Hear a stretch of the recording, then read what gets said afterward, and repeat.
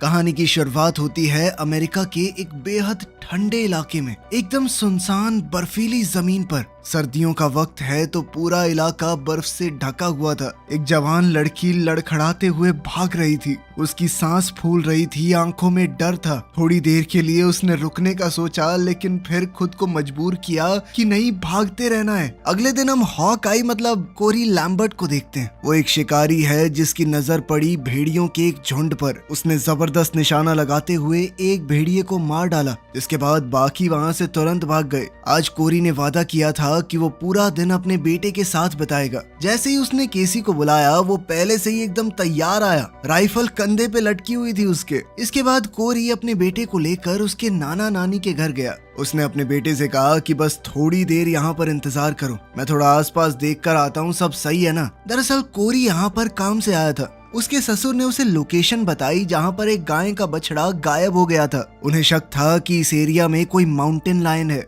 जो उनकी भेड़ बकरी गायों के लिए खतरा हो सकता है, इसीलिए कोरी को बुलाया था। लेकिन जब कोरी उस माउंटेन लायन को ढूंढने निकला तो उसे बस पैरों के निशान दिखे, लेकिन ये किसी शेर के नहीं थे। जल्द ही उन कदमों का पीछा करते हुए उसे बर्फ पर खून के निशान मिले। उसने अपने बैग से कुछ खास कपड़े निकाले, पिस्टल अपने हाथ में ली और ध्यान से कदमों को फॉलो करने लगा। ये वही रास्ता था जहाँ से वो लड़की भागी थी। अभी उसके पैरों के निशान बर्फ से ढके नहीं थे। थोड़ा आगे जाकर निशान कुछ ऐसे हो गए कि कोई बड़ी मुश्किल से चल रहा हो। कोरी धीरे धीरे खून के निशान फॉलो करता रहा। थोड़ी आगे जाकर उसे वो लड़की मिल गई। वो बिल्कुल शांत पड़ी थी, पैर नंगे, जिस्म जम चुका था, मुंह में खून और बर्फ जमी हुई थी। कोरी ने तुरंत इमरजेंसी मदद के लिए कॉल किया। FBI को यहाँ तक आने में टाइम लगने वाला था क्योंकि रोड बहुत खराब है, हर तरफ बर्फबारी हो रही है। ट्राइबल पुलिस के चीफ बेन ने कहा कि बॉडी को हिलाना मत जब तक कि FBI के ऑफिसर आके साइट की छानबीन न कर लें। लेकिन कोरी बेचैन हो गया।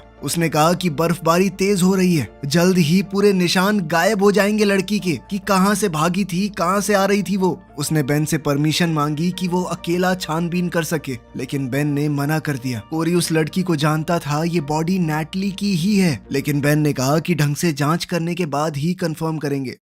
थोड़ी देर बाद एक गाड़ी वहां पर आई। कोरी उसके पास गया तो ड्राइवर सीट पर एक लड़की बैठी थी जिसने अपना नाम जेन बैनर बताया। वो यहाँ पर अकेली आई थी और ठंड के लिए तो बिल्कुल तैयार नहीं थी। उसने हल्के कपड़े पहने हुए थे, इस तरह से तो जम जाएगी। उसने बताया कि मुझे ट्रेनिंग के बीच में ही यहाँ पे भेज दिया गया। एक FBI एजेंट का ऐसे रेंटल वैन में यहाँ पर आना बेन को बहुत अजीब सा लगा। केसी की नानी ने जेन को पहनने के लिए कपड़े दिए। ये कपड़े असल में उनकी नातिन के थे। वो बहुत खुश नहीं थी जेन को ये कपड़े देकर। जेन जब बाहर आई तो उसे देखकर कोरी एक पल के लिए जमा रह गया। अपनी बेटी की पुरानी यादें उसे सताने लगी। अब तक हम इतना तो समझ चुके थे कि उसकी बेटी शायद अब इस दुनिया में नहीं है, बाकी हुआ क्या ये नहीं पता। खैर, इसके बाद कोरी ने केसी से कहा कि मैं कुछ घंटों में वापस आ जाऊंगा। बर्फीला तूफान रुक गया था और अब साइट पर वापस जाने का वक्त था। कोरी और जेन वहाँ पर एक साथ गए। ट्राइबल पुलिस चीफ बेन दूसरी स्लेड पर वहाँ आया। ट्राइबल पुलिस ने पहले ही साइट को सिक्योर तो कर दिया था। तूफान रुक चुका है पर कभी भी दोबारा आ सकता है। बेन और कोरी अभी भी बहस कर रहे थे। कोरी बार बार बोल रहा था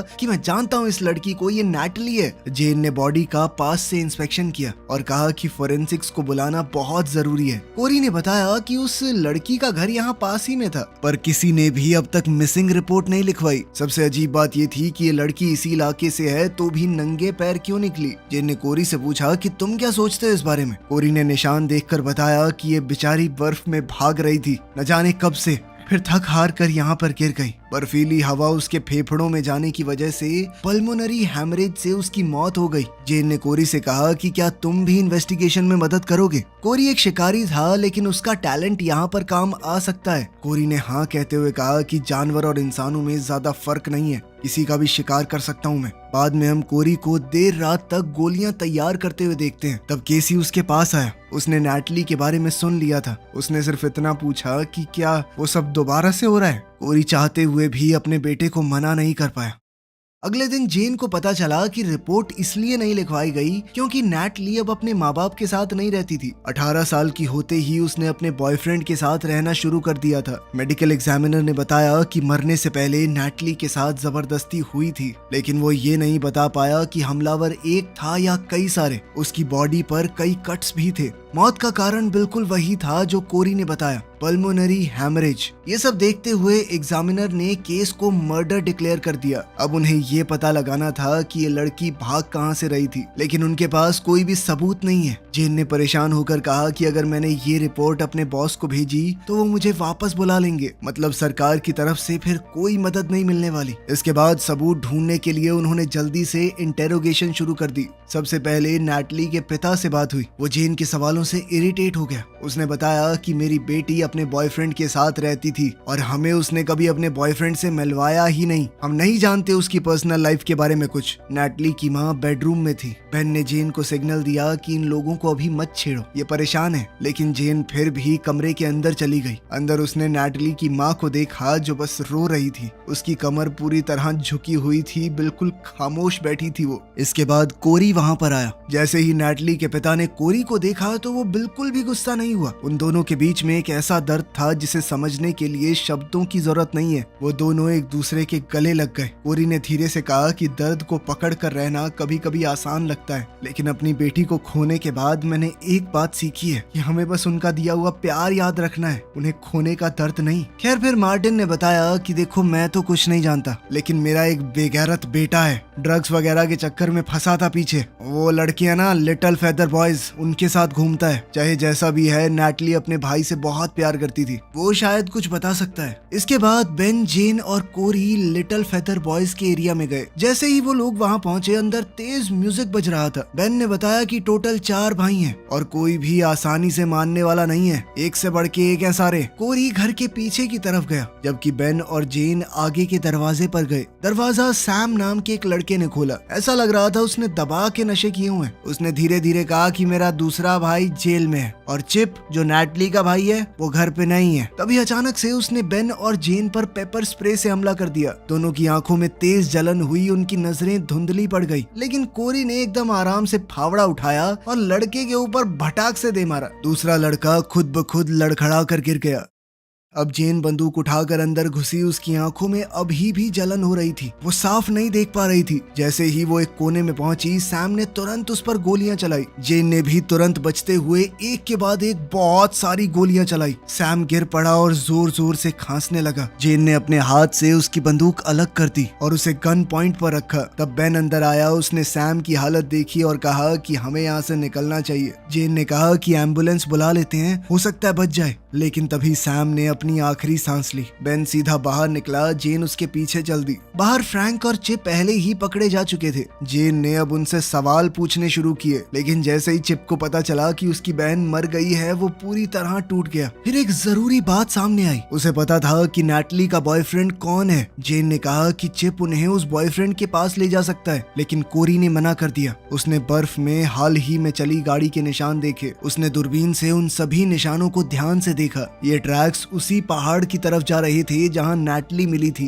एक बात बहुत अजीब थी कि ट्रैक्स ऊपर की तरफ गए लेकिन वापस नीचे नहीं आए। कोरी तुरंत समझ गया कि चिप कुछ तो जानता है। कोरी ने जेन से कहा कि बर्फ ने अभी भी नैटली की कहानी को संभाल कर रखा हुआ है। हमें जल्दी करनी होगी, वरना अगर एक तेज तूफान आ गया तो सब कुछ मिट जाएगा। पहाड़ी के पास पहुंचकर कोरी ने इंजन बंद किया। इन पेड़ों के बीच से उनकी स्लेज आगे नहीं बढ़ सकती। सब लोग पैदल चलने लगे, लेकिन ज्यादा दूर नहीं जाना पड़ा। निशान एक जगह रुक गए। वहाँ एक और डेड बॉडी मिली। बॉडी आधी बर्फ में दबी हुई थी। पंछियों ने उसे नोच दिया था और उसके शरीर पर खून लगा हुआ था। शाम तक पूरा एरिया पुलिस से भर गया। बेन ने कहा कि हम उस जगह की कैमरा रिकॉर्डिंग्स निकलवाएंगे जहाँ पर नैटली का बॉयफ्रेंड काम करता था। लेकिन जो लड़के उनकी कस्टडी में थे वो बिल्कुल चुप रहे, किसी ने कुछ नहीं कहा। इस पर कोरी बोला कि मैं उनसे बात कर सकता हूँ क्या। बेन ने उसे समझाया कि अगर तेरे सामने उन्होंने अपने गुनाह मान भी लिए ना, तो भी वो कोर्ट में कन्फेशन के तौर पे नहीं डाल सकते। हम एक ऑफिसर का होना जरूरी है। लेकिन बेन ने कहा कि कन्फेशन की जगह अगर कुछ और मिल गया तो।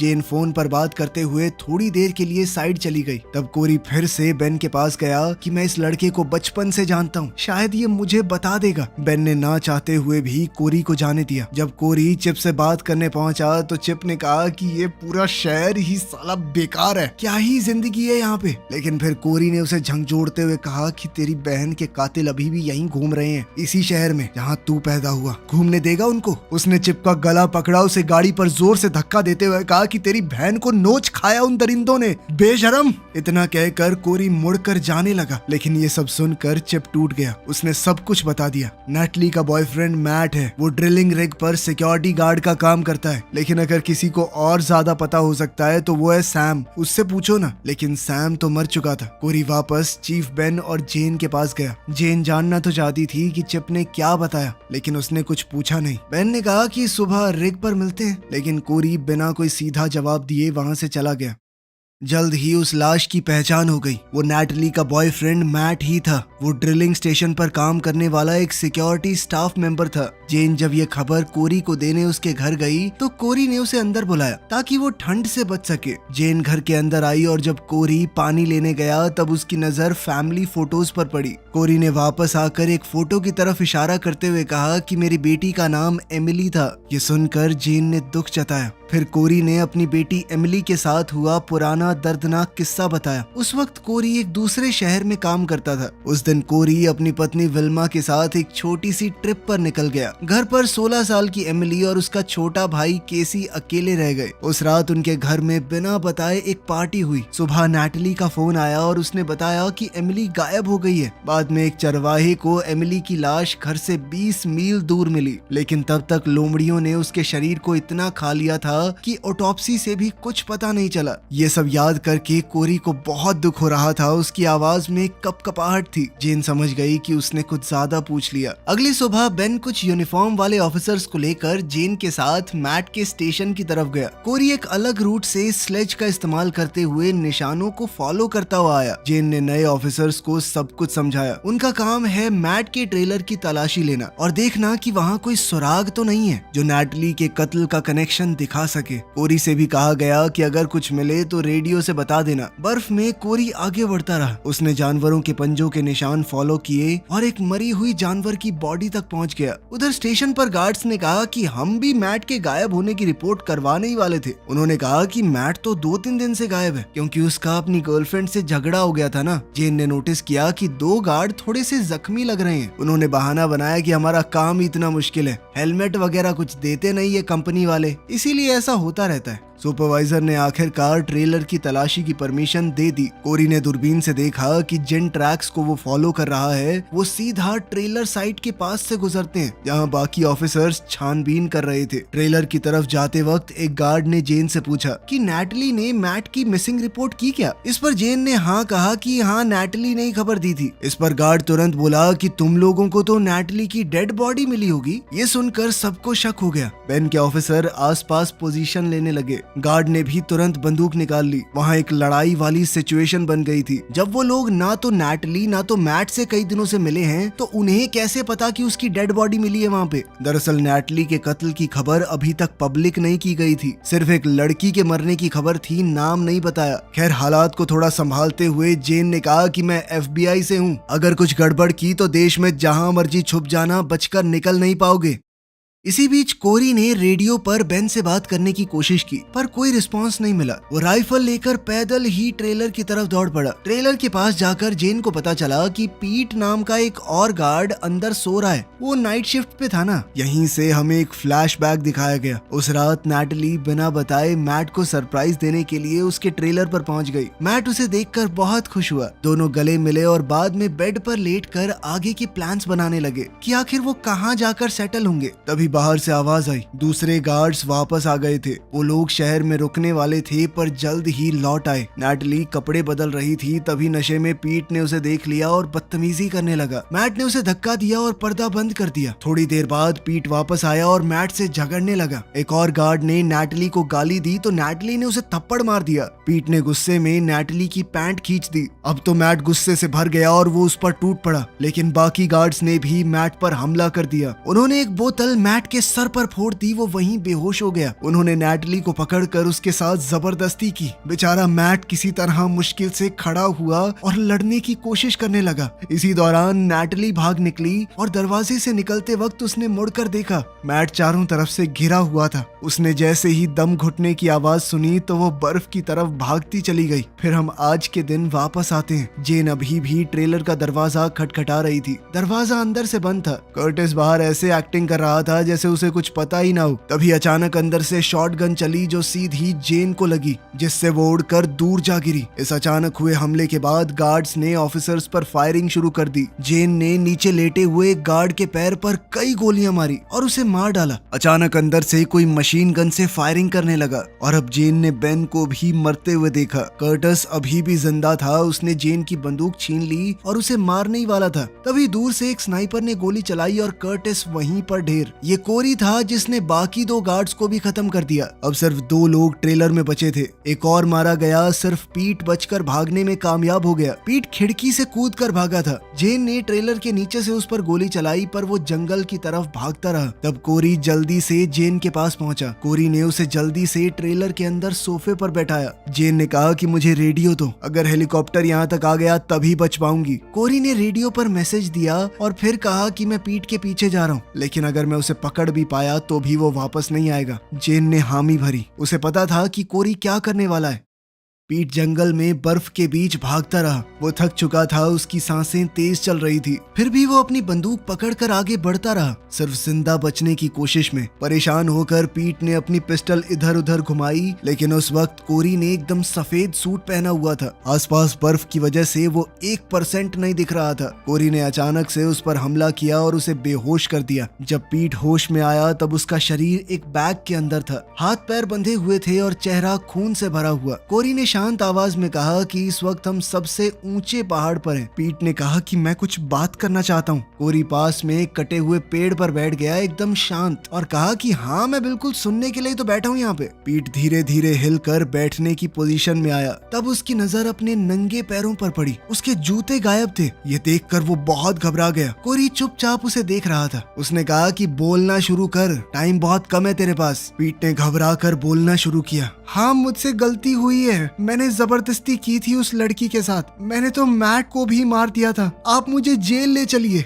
मैं अपने किए की सजा भुगतने के लिए तैयार हूँ। कोरी ने कहा कि यहाँ पर कोई कानून नहीं है, सिर्फ मैं हूँ। उसका कन्फेशन सुनने के बाद कोरी ने अपना ब्लेड निकाला और पीट के हाथ पैर जिस रस्सी से बंधे हुए थे उसे काट दिया। उसने सीधा कहा कि अगर तुम हाईवे तक पहुंच गए तो आजाद हो जाओगे। यही चांस नैटली को मिला था। वो बेचारी तुम दरिंदों से बचकर 6 मील तक नंगे पैर बर्फ में भागती रही। अब तेरी बारी है कुत्ते। पीट अभी भी हालात को समझ नहीं पा रहा था। पीट को अभी भी लग रहा था कि ये मुझे जेल ले जाएगा। तभी कोरी ने बिल्कुल उसके कान के पास राइफल रख के चला दी। बंदूक की आवाज से घबरा कर पीट पागलों की तरह भागने लगा। रास्ता उसका साथ नहीं दे रहा था। पहाड़ थे, ढलान थी, गहरी बर्फ थी। वो कभी गिरता, कभी हाथों पर चलने लगता। बिल्कुल एक जानवर की तरह भागता रहा। वो दूर खड़ा कोरी उसे बस देख रहा था। थोड़ी देर बाद पीट के फेफड़ों ने उसका साथ छोड़ दिया। वो बर्फ पर पीठ के बल गिर पड़ा, सांस के लिए लड़ता रहा और फिर धीरे धीरे तड़प तड़प कर मरा। कोरी को तो एक भी गोली चलाने की जरूरत नहीं पड़ी। बाद में कोरी हॉस्पिटल गया जेन से मिलने। जेन अभी भी जिंदा थी। थोड़ी कमजोर लग रही थी पर पूरी तरह ठीक हो जाएगी। कोरी ने एक छोटा सा मजाक किया तो वो हंस पड़ी। कोरी उसके लिए एक स्टफ टॉय भी लेकर आया था। इसके बाद जेन ने भावुक होकर कहा कि मेरे दिमाग में एक ही बात चल रही है, वो बेचारी 6 मील तक नंगे पांव कैसे भागी होगी, इतनी ठंड में किस हालत से गुजरी होगी वो। इस पर कोरी ने सिर्फ इतना कहा कि उसे भगाने वालों को भी भगा कर आया हूँ मैं। बाद में कोरी ने नैटली के पिता को भी जाकर ये पूरी बात बताई और सलाह दी कि अपने बेटे से इतना दूर मत हो जाओ, उसे जरूरत है अभी तुम्हारी। उम्मीद है इन लोगों की जिंदगी में आगे सब कुछ बेहतर ही होगा। तो आपके हिसाब से कोरी ने कानून हाथ में लेकर सही किया या गलत, कमेंट्स में जरूर बताना। मिलते हैं अगली वीडियो में।